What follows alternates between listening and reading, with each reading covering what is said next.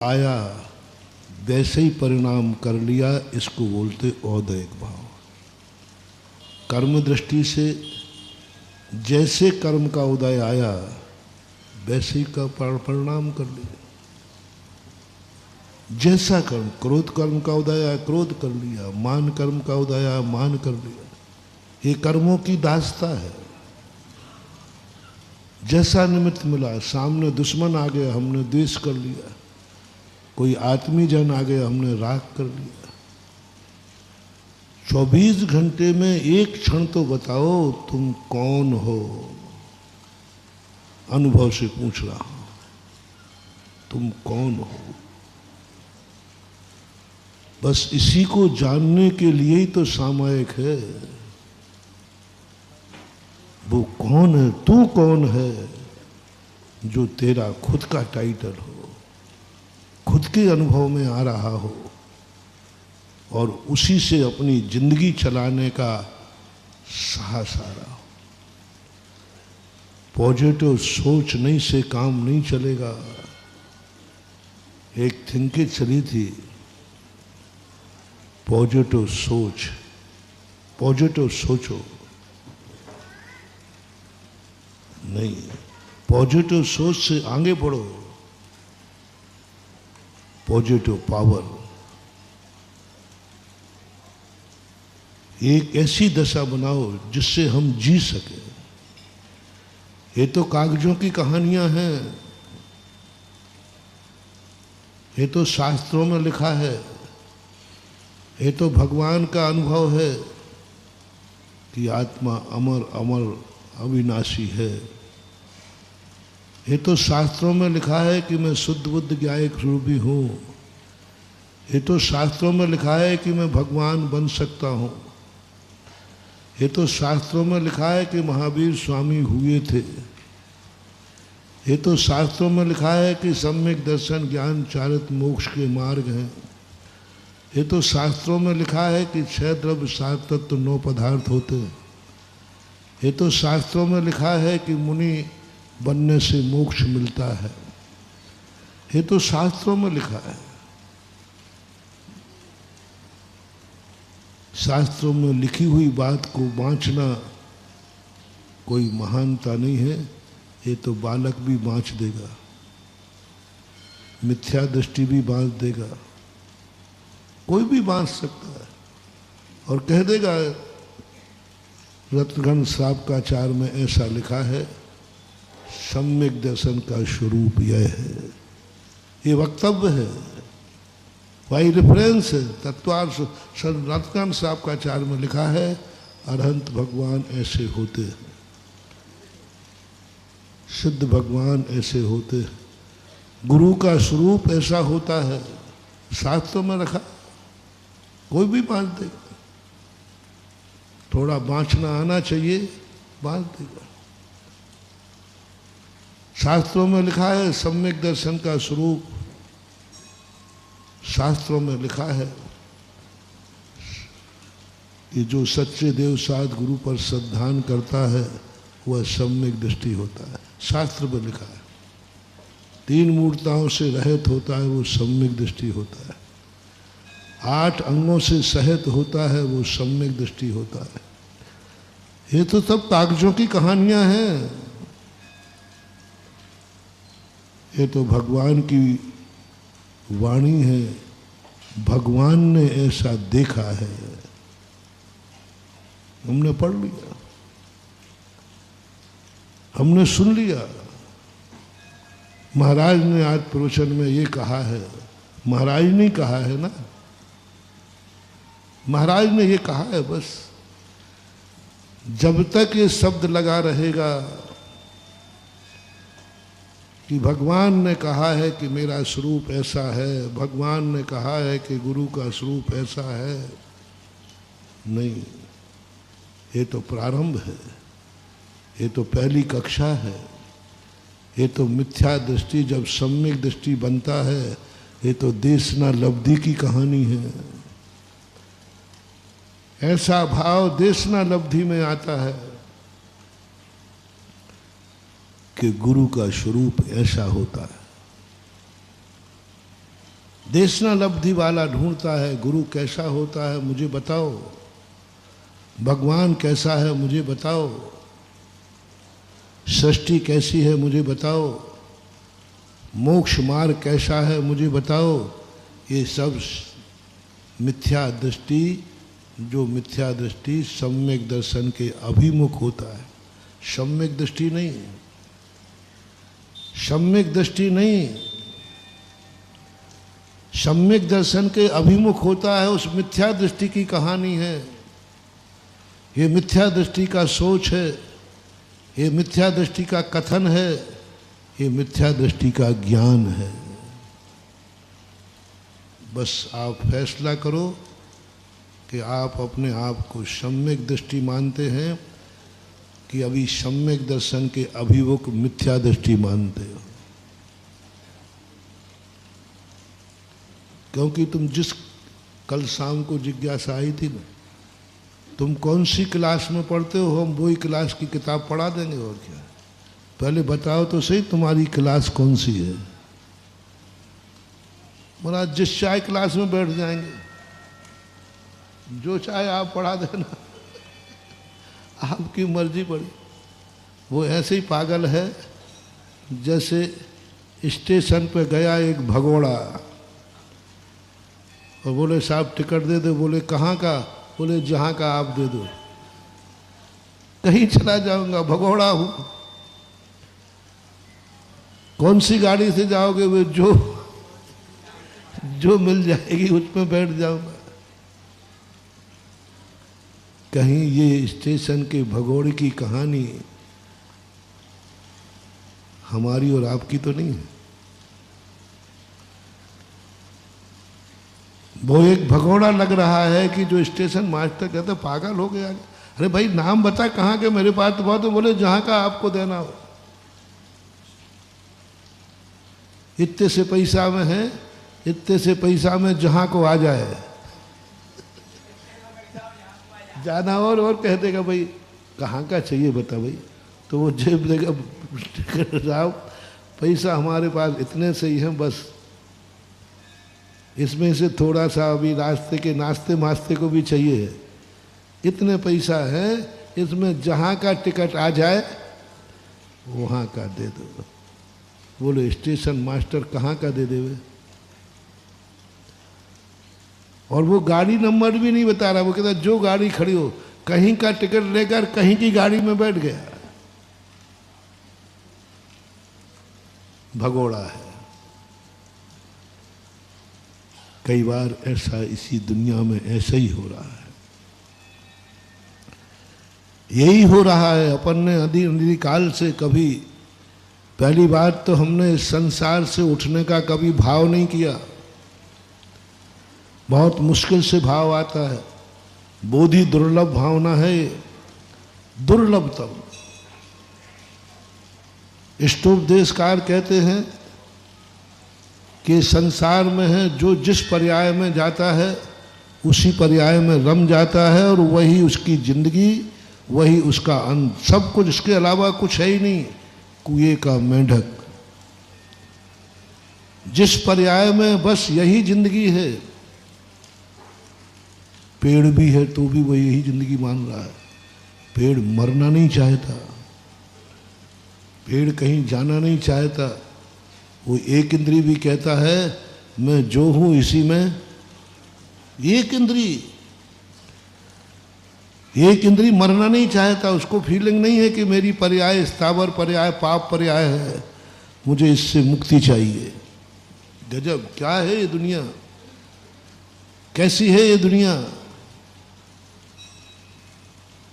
फिर जो एक इंद्री है, पूरी पाप प्रकृतियों में सबसे बड़ी कोई पाप प्रकृति है तो वो है स्थावर नाम कर्म।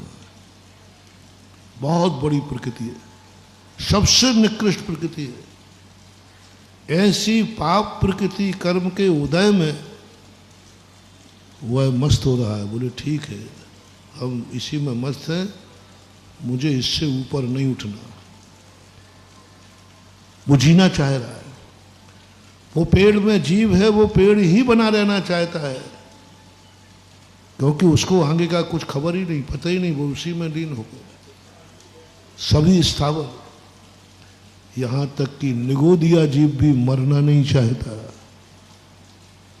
हमारे शास्त्रों में त्रियंच गति को पुण्य प्रकृति कहा है, त्रियंच आयु को पाप प्रकृति कहा है। पहला बहुत बड़ी चीज है ये। वैसे दोनों ही, मनुष्य गति मनुष्य आयु पुण्य है, देव गति देव आयु पुण्य है, नरक गति नरक आयु पाप है। लेकिन त्रियंच गति एक ऐसी है, गति तो पुण्य है और आयु पाप है। क्यों? कोई त्रियंच पर्याय में जाना नहीं चाहता, लेकिन जो त्रियंच बन गए हैं वो त्रियंच पर्याय से आना नहीं चाहते। वहाँ कोई जाना नहीं चाहता इसलिए आयु पाप है, लेकिन वहाँ से जाने के बाद निकलना नहीं चाहता इसलिए वह है पुण्य। कोई पेड़ पौधों की पूरी कहानी पढ़ी, वो मरने नहीं चाहते, वो कहते मैं तो ठीक हूँ, कुछ नहीं। जितने भी कीड़े मकोड़े चींटी देखो वो मरने नहीं चाहती, वो कहती मैं ठीक हूँ, वो उसी में मस्त है। पोरबंदर में यही तो घटना घटी थी महात्मा गांधी की और रायचंद जी की। रायचंद जी ने एक कुत्ते को देखा, बहुत दुखी था, खुजली हो रही थी, पश पड़ी हुई थी, कीड़े पड़े हुए थे। गांधी जी सुबह घूमने गए, साथियों को देख के कहा, बोले देखो इसको कितना कष्ट है, इसको मुक्ति दिलाई जाए और उसे पॉइजन का इंजेक्शन दिया जाए, बेहोशी का इंजेक्शन दे दिया जाए, जिससे शांति से मर सके, इसको वेदना नहीं। दया आ रही, कैसे गंदी में है, कैसे दुखों में है। उसी समय रायचंद जी वहाँ घूमने जाया करते थे। रायचंद जी उस समय बहुत छोटी उम्र के थे, लेकिन स्वाध्यायशील थे। उन्होंने कहा गांधी जी क्या कर रहे हो? बोले इसको मुक्ति दिला रहा हूँ दुखों से। मेरे मन में ऐसा भाव है कि बहुत दुखी है, क्यों ना इसको शांति से मरने की व्यवस्था की जाए। तो रायचंद जी पूछे, उस कुत्ते से पूछ लिया कि वो मरना चाहता है कि नहीं? उससे पूछा कि वो मरना चाहता है कि नहीं? बोले वो थोड़ी बोलता है। बोले हर प्राणी बोलता है। बोले कुत्ता बोलता है और हम समझ जाएंगे? बोले हाँ, प्रत्येक प्राणी की आवाज को सुनने की विधि हमारे जैन शास्त्रों में लिखी है। प्रत्येक प्राणी की आवाज जैन शास्त्र सुन सकता है। बोले तुम पूछ लो, पूछो, हमारे सामने पूछो मरना चाहता है कि नहीं। तो बोले पूछे लेते। रायचंद जी बाजू में गए, इतना बड़ा पत्थर उठाया और कुत्ता जहां पड़ा था उसके ऊपर पटकने को यूं किया। कुत्ता ऐसे के के करके भाग गया। बोले बोल दिया ना कि मुझे जिंदा रहने दो, मैं मरना नहीं चाहता। वो के करके भाग गया और वो आवाज में क्या रहा, मत मारो मुझे, मत मारो, ये पत्थर गिरेगा, मैं मर जाऊंगा। और देखो इसकी उठने की हिम्मत नहीं थी, इसकी उठने की, लेकिन जीने के नाम पर इसने भी दौड़ लगा दी। यानी उस दशा में भी व्यक्ति जिंदा रहना चाहता है, मरना नहीं चाहता, पशु। बस उसी दिन से गांधी जी ने रायचंद जी को गुरु माना और बताते हैं उसी दिन से गांधी जी को अहिंसा धर्म समझ में आया कि अहिंसा क्या। वो उस दशा में कौन मरना चाहता है? अपन को दिखता है कि सूकर पर्याय कितनी गंदी है, गंदगी में रहता है, गंदी खाता है, तो अपन उसको चाहें कि भाई तू इससे मुक्ति पा। वो कहता है आप ही पधारो, आप ही लोग पधारो, हमें तो यही, यानी 99.99 लोग उसी पर्याय में मस्त है, जिसको जो पर्याय मिली है नारकियों को छोड़ करके,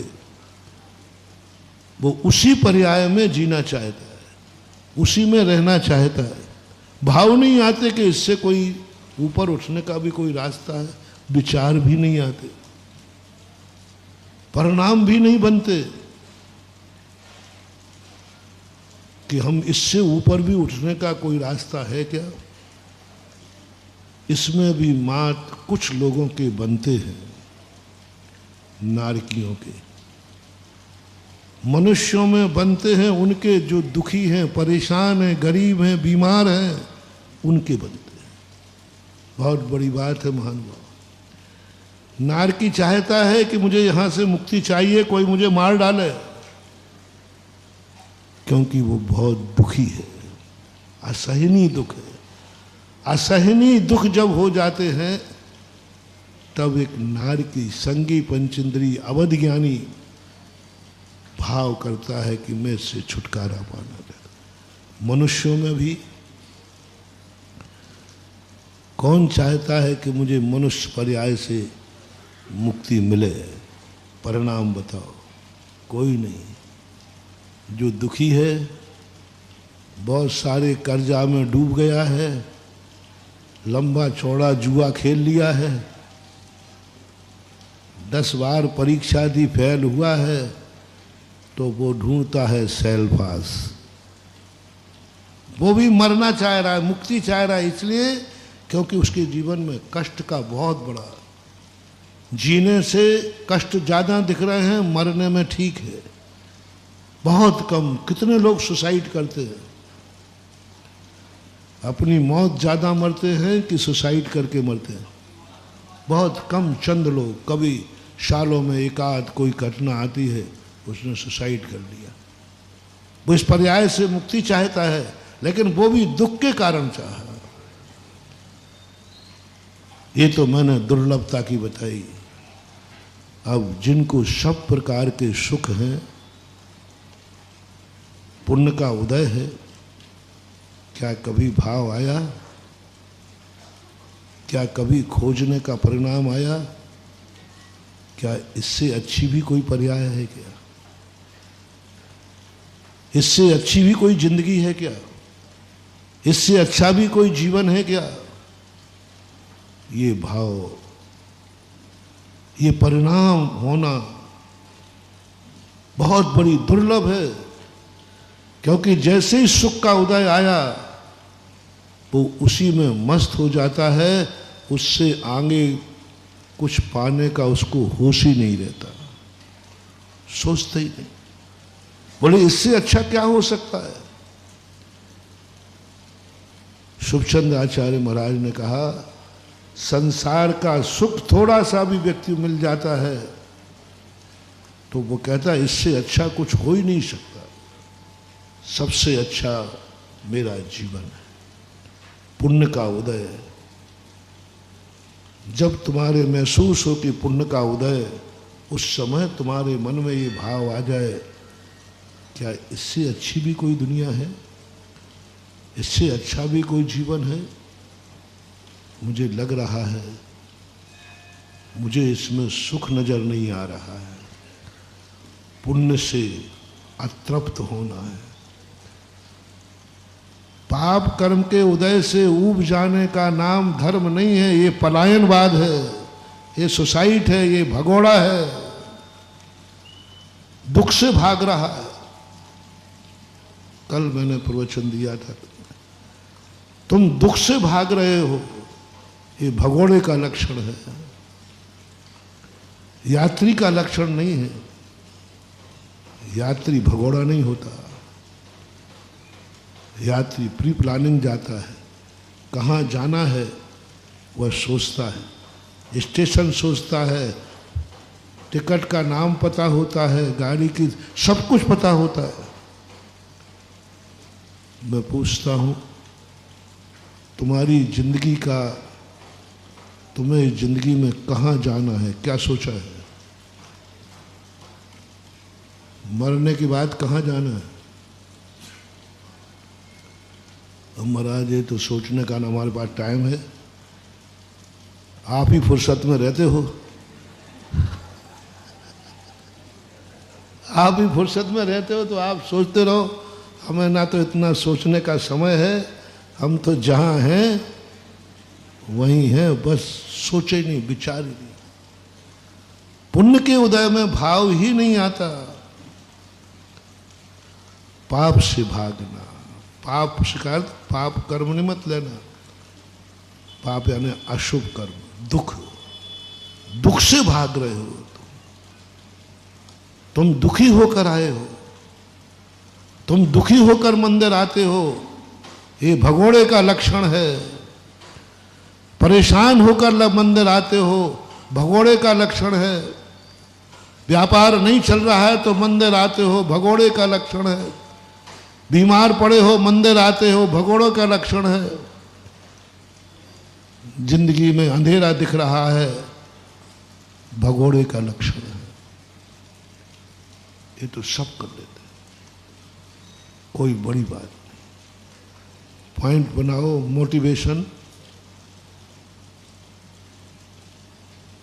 दुख से भाग करके मंदिर आए हो, परेशान होकर के मंदिर आए हो, परेशान होकर के दूर करने के लिए माला फेर रहे हो। मैं मना नहीं करूंगा, फिराऊंगा, इसके लिए भी फिराऊंगा, लेकिन मात्र दुख को दूर करने के लिए तुम मंदिर आए हो। दुख से परेशान होकर के मंदिर आते हो। तुम्हें मां, देव, शास्त्र, गुरु तुम्हारे गुरु नहीं है, मां डॉक्टर का रूप है। बोलो, डॉक्टर के पास व्यक्ति शौक से जाता है कि मजबूरी में?